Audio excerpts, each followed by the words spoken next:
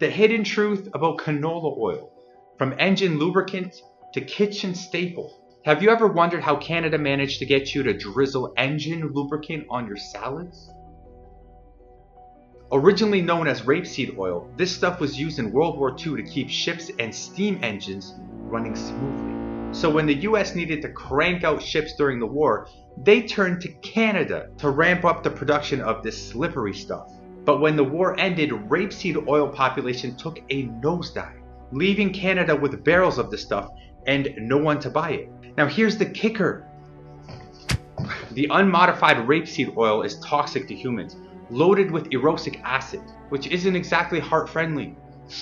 Fast forward to 1980, and Canadian scientists worked their magic, genetically tweaking the rapeseed oil to a lower erucic acid, birthing what we know of today as canola oil. Now, fun fact, canola stands for Canadian oil low acid. Now, it's one of the most widely used oils in the world, especially in the United States, with health authorities singing its praise. But let's not get ahead of ourselves. Studies in both animals and humans suggest that seed oil like canola are bad news. To make canola oil, seeds undergo a heavy-duty refining process involving carcinogenic chemicals like benzene and hexane, and are heated to a high temperature, creating trans fats in the process. So despite the glossy ads in the official endorsements, these oils are more suited for greasing engines than gracing our plates. Don't let the marketing fool you. These oils are as toxic as they come and should have stayed in the engine room where they belong. But when we're run by money-hungry corporations, there's really no limits on what they'll do for money. So educate yourself.